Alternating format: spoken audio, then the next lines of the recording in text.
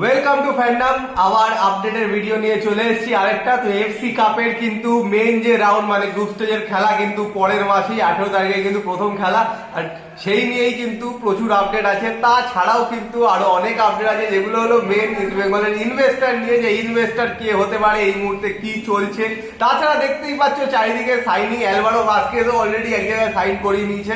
তো সেই নিয়েই কথাবার্তা বলবো যে এদিকে মোহনবাগান, ইস্ট বেঙ্গল এর দুজনের কি চলছে এই মুহূর্তে।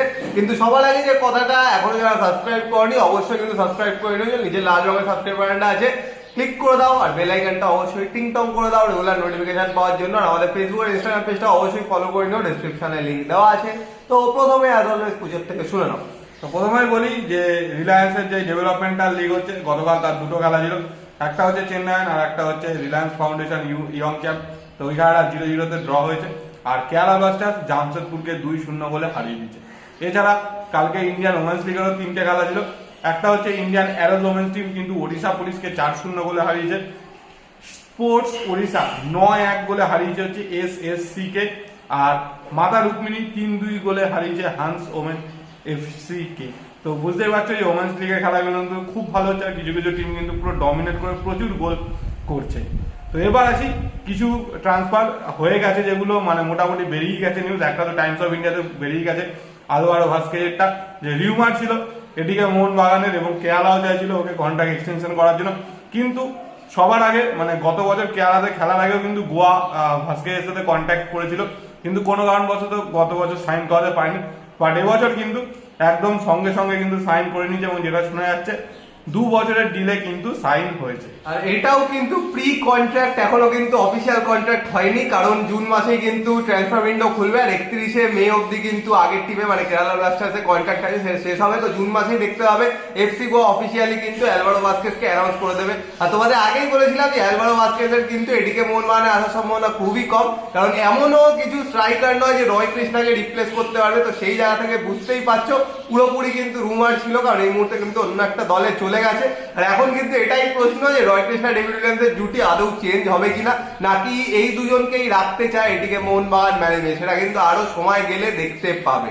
যেটা ছাড়াও যে একটা আপডেট আছে সেটা হলো কার্ল ম্যাথিউ এতদিন কিন্তু কোভিড এর জন্য প্র্যাকটিস জয়েন করতে পারেনি, কিন্তু এই মুহূর্তে কিন্তু এফসি কাপের যে প্র্যাকটিস হচ্ছে সেখানে কিন্তু কার্ল ম্যাথিউ জয়েন করে নিয়েছে। রয় কৃষ্ণারও আসার কথা ছিল, কিন্তু এখনো এসে কিন্তু পৌঁছাতে পারেনি। রয় কৃষ্ণা খুব সম্ভবত এই সপ্তাহের মধ্যেই কিন্তু পৌঁছে যাবে, তারপরে কোয়ারেন্টাইন কাটিয়ে কিন্তু রয় কৃষ্ণাও জয়েন করে নেবে এএফসি কাপের যে প্র্যাকটিস চলছে এটিকে মোহনবাগানের সেখানে। তো ফুল টিমটাই কিন্তু পেয়ে যাচ্ছে, সবাইকে কিন্তু একসাথেই পেয়ে যাচ্ছে। আর যেটা কথা সেটা হলো 18 তারিখে কিন্তু প্রথম ম্যাচ, এখনো কিন্তু 2 সপ্তাহ আছে। তো রয় কৃষ্ণা আর কার্ল ম্যাথিউ এরা দুজনও কিন্তু ফিট হয়ে কিন্তু ম্যাচে দেখতেই পেতে পারি আমরা।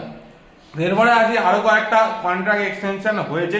তো যদিও অফিসিয়াল না, এগুলো আনঅফিসিয়ালি। একটা হচ্ছে নর্থ ইস্ট ইউনাইটেড, তারা তাদের ডিফেন্ডার গুরজিন্দর সিং এর সাথে কিন্তু কন্ট্রাক্ট এক্সটেনশন করেছে। মোটামুটি যা খবর 1 বছরের কন্ট্রাক্ট এক্সটেনশন হচ্ছে গুরজিন্দরের সাথে নর্থ ইস্টের। এবং তার সাথে সাথে আরেকটা শোনা যাচ্ছে সেটা হচ্ছে এফসি গোয়া নাকি কন্ট্রাক্ট এক্সটেনশন করতে চলেছে তাদের ক্যাপ্টেন এডু বেডিয়ার সাথে। তো মাঝখানে একটা রিউমার বেরিয়েছিল যে এডু বেডিয়া হয়তো চলে যাবে অন্য কোনো টিমে, বা হয়তো বিদেশে যাওয়ার চলে যেতে পারে।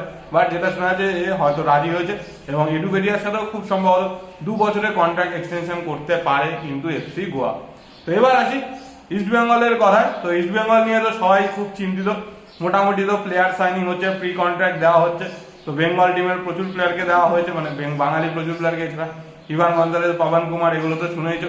এর সাথে সাথে এই মুহূর্তে ইনভেস্টার নিয়ে যেটা কথা, তো ইনভেস্টার মোটামুটি যা খবর তো ফাইনালাইজ হয়েই গেছে, শুধু কিছু প্রসিডিওর বাকি রয়েছে। সেই মতো কিন্তু হয়ে গেলে হয়তো অ্যানাউন্স হবে। মোটামুটি আমাদের কাছে যা খবর, যদি ঠিকঠাক সবকিছু থাকে তাহলে হয়তো সামনের সপ্তাহে মানে আগামী সপ্তাহে কিন্তু অ্যানাউন্সমেন্ট হয়ে যেতে পারে ইনভেস্টারের নাম।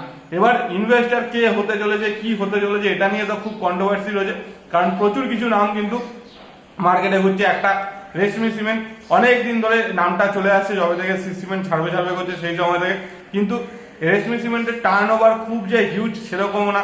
সেই জায়গা থেকে একটা কনফিউশন অনেকের মধ্যেই আসছে যে রেশমি সিমেন্ট কি ইনভেস্ট করতে পারবে।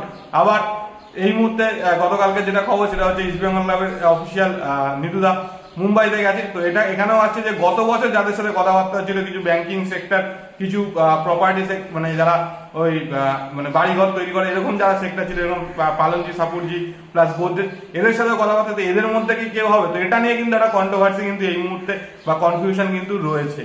তো এখন প্রচুর নাম শুনবে চারিদিকে, প্রত্যেকবারই শোনো অর্ধেক নাম কিন্তু পুরোপুরি ফেক হয়, যেগুলো রুমার বানিয়ে দেওয়া হয় আর কি, যে কোনো মতে যে কোনো রুমার বানিয়ে দেওয়া হয়। যেমন এই মুহূর্তে এরকমও কিন্তু প্রচুর রুমার চলছে, প্রত্যেকবার যেরকম রুমার চলে সেরকমই কিন্তু এই বছর রুমার চলছে যে বিদেশি আসছে ইস্ট বেঙ্গল নাকি বিদেশিদের সাথে কথা বলছে। তার মধ্যে এমন এমন বিদেশির নাম কিন্তু উঠে আসে যাদের প্রত্যেকবার নাম আসে, কিন্তু তাদেরকে আনা ইম্পসিবল ব্যাপার, কারণ তারা কিন্তু যথেষ্ট বড় বড় লিগে খেলে। এরকম কিন্তু অনেকগুলোই আছে যেগুলো প্রচার থেকে ছিল না। না, এগুলো তো অনেকে বলতে যেগুলো আছে, গডউইন মেন্সা গত বছর থেকে চলে আসে, তো এই রিউমার এরকম বেরিয়ে গেছে, আরো অনেকেই রয়েছে যারা আইএসএল খেলেছে, তো সেগুলো সম্পর্কে কোনো তথ্য নেই। তবে মানে এই মুহূর্তে এটা খবর সেটা হচ্ছে ইনভেস্টার মোটামুটি কনফার্ম, এবং হয়তো রেশমি সিমেন্টের একটা সম্ভাবনা রয়েছে, যদিও ইনভেস্টার না হয় স্পন্সর হিসাবে কিন্তু আসার একটা সম্ভাবনা রয়েছে প্রবাবল ভাবে, মানে খুব প্রচন্ড ভাবে এই নামটা কিন্তু শোনা যাচ্ছে, যদিও কনফার্মেশন নিউজ কিছু আমাদের কাছে নেই।